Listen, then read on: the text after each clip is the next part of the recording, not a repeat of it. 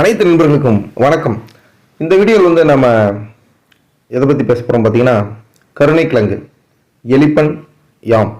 அதாவது பார்த்தீங்கன்னா, இந்த கருணைக்கிழங்கு வந்து நம்ம நிறைய பேர்கிட்ட கேட்டு பார்த்தோம்னா, நிறைய பேர் வந்து இதை பற்றி சொல்லணும் அப்படின்னு நெகட்டிவாக தான் நிறைய பேர் சொல்லுவாங்க. காரணம் என்ன அப்படின்னு பார்த்தீங்கன்னா, நம்ம சாப்பிட்டு முடிச்சதுக்கு அப்புறமா நம்ம ஒரு தண்ணி குடிக்கும்போது சரி, ஒரு எச்சில் முழுங்கும்போது சரி, வேறு சாப்பிடுவோம்னா லைட்டாக வந்து நாக்கெல்லாம் வந்து அரிப்பு ஏற்படுற மாதிரி இருக்கும். அப்புறம் பார்த்தீங்கன்னா ரொம்ப காரத்தன்மையாக இருக்கும். நிறைய பேருக்கு நாக்கு வந்து எரிய ஆரம்பிக்கும். ஒரு சிலருக்கு வாய்ப்பு இருந்துச்சுன்னா இன்னும் பாதிப்புகள் அதிகமாக இருக்கிறதுக்கு வாய்ப்புகள் இருக்குது. அப்படிப்பட்ட இந்த கருணைக்கிழங்கு நிறைய பேருக்கு பிடிக்காத காரணம் அதுதான். ஆனால் இந்த கருணைக்கிழங்கு நம்ம சாப்பிட்டு வந்தோம் அப்படின்னா நமக்கு நிறைய நன்மைகள் இருக்குது. முக்கியமாக பெண்களுக்கும் சரி ஆண்களுக்கும் சரி நிறைய அதிகப்படியான நன்மைகள் இருக்குது. அப்படி என்ன அப்படிங்கிறத இந்த வீடியோவில் நம்ம பார்ப்போம். அதாவது பார்த்தீங்கன்னா, இந்த கருணைக்கிழங்கு வந்து ஃபஸ்ட்டு பார்த்தீங்கன்னா ஒன்று தெரிஞ்சுக்கணும். நிறைய வெஜிடபிள் வந்து ஒரு 3 days 4 days இல்லை வீக்கு 2 week கழிச்சு பார்த்தோம்னா நிறைய வெஜிடபிள்ஸ் வந்து நம்ம கெட்டு போயிடும். என்னதான் ஃப்ரீசரில் வச்சு ஸ்டோர் பண்ணாலும் கெட்டு போயிடும். ஆனால் இந்த கருணைக்கிழங்கு வந்து சில மாதங்கள் வரை இந்த கருணைக்கிழங்கு வந்து நம்மளால் வந்து ஸ்டோர் பண்ணி வைக்க முடியும். அதாவது சில மாதங்கள் வரை பாதுகாக்கக்கூடிய ஒரு வெஜிடபிள்னு இந்த கருணைக்கிழங்கு சொல்லலாம். சீக்கிரம் கெடாது. அதே மாதிரி இந்த மாதிரி நம்ம இப்போ பார்த்தீங்கன்னா இந்த இமேஜில் பார்த்தீங்கன்னா கூட இது கட் பண்ணி வச்சுருக்கிறோம். இந்த மாதிரி கட் பண்ணி வச்ச ஒரு கருணைக்கிழங்கு கூட நீங்கள் வந்து ஸ்டோர் பண்ணி ஃப்ரீசர் பண்ணி வச்சா கூட நீங்கள் நிறைய நாட்கள் வந்து இதை யூஸ் பண்ணிக்க முடியும். அப்படி நம்ம யூஸ் பண்ணும்போது கொஞ்சம் காரத்தன்மை கம்மியாகும். அதே மாதிரி வந்து இந்த கருணைக்கிழங்கு நம்ம எடுத்துக்கிறனால என்னென்ன நன்மைகள் அப்படிங்கிறதையும் இந்த வீடியோவில் பார்ப்போம். அதாவது பார்த்தீங்கன்னா, நம்ம கருணைக்கிழங்கு வந்து நம்ம எடுத்துக்கிட்டோம் அப்படின்னா நம்ம உடலுக்கு வந்து தேவையான ஆற்றலை வந்து இந்த கருணைக்கிழங்கு நமக்கு கொடுக்குது. சரிங்களா? இப்போ சில வெஜிடபிள்ஸ்லாம் நம்ம எடுத்துக்குவோம், பார்த்தீங்கன்னா சாப்பிட்டதுக்கப்புறம் ரொம்ப டயர்ட்னஸாக இருக்கும். சில வெஜிடபிள்ஸ் வந்து சாப்பிட்டதுக்கப்புறம் நல்ல ஒரு ஆக்டிவ் ஒரு எனர்ஜி இருக்கிற மாதிரி இருக்கும். அப்படிப்பட்ட ஒரு வெஜிடபிள் தான் இந்த கருணைக்கிழங்கு. நம்ம சாப்பிட்டதுக்கப்புறம் பார்த்தீங்கன்னா நம்ம உடலுக்கு தேவையான ஆற்றலை வந்து இந்த கருணைக்கிழங்கு வந்து கொடுக்குது.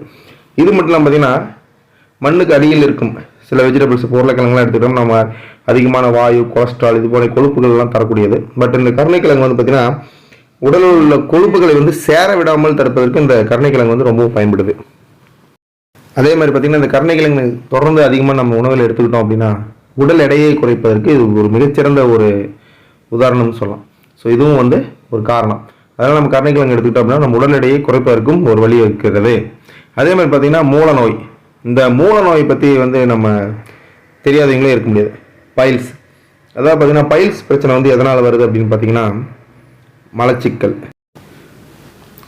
மலத்தை வெளியேற்றுவதற்கு நம்ம ரொம்ப சிலர் வந்து முக்க வேண்டி இருப்பதால் அவங்களுக்கு வந்து ஆசன வாயில் வந்து அழுத்தம் ஏற்பட்டு மூல நோய் தானாக உருவாகிறது.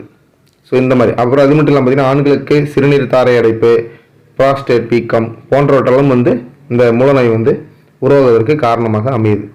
ஸோ அப்படிப்பட்ட இந்த மூல நோய் வந்து கண்ட்ரோல் செய்யுது, அதை பார்த்தீங்கன்னா கட்டுப்படுத்துவதற்கு இந்த கருணைக்கிழங்கு வந்து ரொம்பவும் பயன்படுது. நிறைய பேர் வந்து இந்த மூல நோய் வருவது தெரியாமல் வந்ததுக்கப்புறமா கூட நிறைய பேர் எப்படி ஹாஸ்பிட்டலுக்கு போகிறது அப்படிங்கிற ஒரு சில சங்கடத்தை ஏற்படுத்துவதனால நிறைய பேர் போகாமல் இருக்கிறாங்க. அந்த மாதிரி இருக்கிறவங்க இந்த கருணைக்கிழங்கு வந்து நம்ம அதிகமாக நம் உணவில் சேர்த்து கொள்ளலாம். அதே மாதிரி பார்த்தீங்கன்னா, பெண்களுக்கு இருக்கிற ஒரு மிகப்பெரிய பிரச்சனை அப்படின்னா மாதவிடாய். அப்படிப்பட்ட இந்த மாதவிடாய் காலத்தில் ஏற்படும் வயிற்று வலி, தொடை வலி, இடுப்பு மற்றும் உடல் வலியை போக்குவதற்கு இந்த கருணைக்கிழங்கு வந்து அதிகமாக பயன்படுது. எவ்வளோதான் டெக்னாலஜி மருத்துவம் வந்தாலும் இன்னும் அந்த பெண்களுக்கு இருக்கிற பிரச்சனை வந்து தீர்றதில்லை. ஸோ அப்படிப்பட்ட இந்த மாதவிடாய் காலத்தில் ஏற்படும் இடுப்பு, தொடை மற்றும் கால் வலிகளுக்கு மிகச்சிறந்த ஒரு தீர்வு இந்த கருணைக்கிழங்குன்னு சொல்லலாம். வாரம் ஒரு முறை அல்லது 2 வாரத்திற்கு ஒரு முறை நீங்கள் தொடர்ந்து கருணைக்கிழங்கு எடுத்துக்கிட்டிங்கன்னா இந்த பிரச்சனையை வந்து முடிந்த அளவுக்கு தடுப்பதற்கு வழிவகுக்கும். ஸோ மாதவிடாய் பிரச்சனை உள்ள பெண்கள் வந்து நீங்கள் கருணைக்கிழங்கு வந்து நீங்கள் தொடர்ந்து எடுத்துக்கலாம், ரொம்பவும் நல்லது. அடுத்ததாக பார்த்தீங்கன்னா, நம் உடலில் உள்ள பெருங்குடல் மற்றும் உடல் உறுப்புகளின் ஆரோக்கியத்திற்கு வந்து இந்த கருணைக்கிழங்கு வந்து உதவி புரியுது. அதை பார்த்தீங்கன்னா தொடர்ந்து வந்து நமக்கு ஆரோக்கியமாக வச்சிருக்கிறதுக்கு இந்த கருணைக்கிழங்கு வந்து உதவுது. இது மட்டும் பார்த்தீங்கன்னா ஏற்கனவே சொன்ன மாதிரி உடல் சூட்டை வந்து குறைக்கிறது. அதாவது பார்த்தீங்கன்னா உடல் சூடு அதிகமாக உள்ளவர்கள் பார்த்தீங்கன்னா இந்த கருணைக்கிழங்கு எடுத்துக்கிட்டோம் அப்படின்னா அவங்களுடைய உடல் சூட்டை வந்து குறைத்து அவங்களுக்கு குளிர்ச்சியை தந்து நம்மளுடைய உடலை வந்து ஆரோக்கியமாக வைப்பதற்கு இந்த கருணைக்கிழங்கு வந்து ரொம்பவும் பயன்படுது. இது மட்டும் பார்த்தீங்கன்னா எலும்புகள் வந்து வலுவடைவதற்கு இந்த கருணைக்கிழங்கு வந்து ரொம்பவும் பயன்படுது. இது மட்டும் இல்லாமல் பார்த்தீங்கன்னா பித்தம், உடலில் இருக்கும் கபம், தலைவலி, மயக்கம் போன்றவை அடிக்கடி ஏற்படுவது சிலருக்கு இருக்கிறதுனால அந்த மாதிரி இருக்கிறவங்க வந்து இந்த கருணைக்கிழங்கு வந்து தொடர்ந்து நீங்கள் எடுத்துக்கலாம். இது மட்டும் இல்லாமல் பார்த்தீங்கன்னா பசியின்மை இருப்பவங்க, இப்போ பார்த்தீங்கன்னா அதிகமாக வந்து அவங்களுக்கு பசிக்காது, தூக்கமும் வராதுன்னு சொல்லுவாங்க. அடிக்கடி பார்த்தீங்கன்னா பசிக்கவே மாட்டேங்குது, ஒரு டீ தான் குடிச்சா பார்த்தீங்கன்னா சாப்பிடவே இல்லை, ஏன்னா சாப்பிடலாம் பசிக்கல அப்படிம்பாங்க. ஸோ அந்த மாதிரி இருக்கிறவங்க வந்து நீங்கள் தொடர்ந்து வந்து கருணைக்கிழங்கு எடுத்துக்கிட்டோம் அப்படின்னா நமக்கு பசியை தூண்டுவதற்கு இந்த கருணைக்கிழங்கு வந்து உதவுது. இது மட்டும் இல்லாமல் பார்த்தீங்கன்னா புற்றுநோய். இப்போ புற்றுநோய் வந்து இப்போ இருக்கிற காலகட்டத்தில் ஒரு மிகப்பெரிய பிரச்சனை.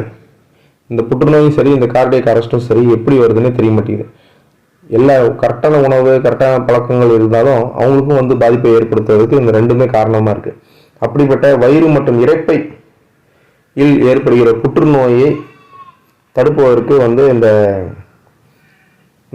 கருணைக்கிழங்கு வந்து உதவும். எப்படி அப்படின்னு பார்த்தீங்கன்னா, அதாவது பெருங்குடல் மற்றும் ஜீரண உறுப்புகளில் தேங்கும் கழிவுகளையும் நச்சுகளையும் வெளியேற்றி புற்றுநோய் உருவாவதற்கான செல்கள் இருக்கு இல்லைங்களா, அந்த செல்கள் வந்து அதாவது பார்த்தீங்கன்னா வராமல் இருப்பதற்கு இந்த கருணைக்கிழங்கு வந்து உதவுது அப்படின்னு சொல்றாங்க. ஸோ அந்த அளவுக்கு வந்து இந்த கருணைக்கிழங்கு இவ்வளவு நன்மைகள் இருக்கு. நிறைய பேருக்கு வந்து இன்னுமே வந்து இந்த கருணைக்கிழங்கு பற்றி தெரியவே இல்லை. பட் இந்த வீடியோ மூலிமா நீங்கள் நிறைய பேருக்கு தெரிஞ்சுக்கலாம். இது மட்டும் இல்லாமல் பார்த்தீங்கன்னா இந்த கருணைக்கிழங்குல இருக்கிற சத்து என்னென்னு பார்த்தீங்கன்னா நார்ச்சத்து, விட்டமின் சி, பி, அப்புறம் பார்த்தீங்கன்னா மாங்கனீஸ், பொட்டாசியம், இரும்பு சத்து, அப்புறம் ரைபோஃப்ளவின் சொல்லிட்டு போன்ற சத்துக்கள் வந்து அதிகமாக இருக்குது. ஸோ அந்த அளவுக்கு வந்து இந்த கருணைக்கிழங்கு வந்து சத்துக்கள் இருக்குது. இந்த காரத்தன்மை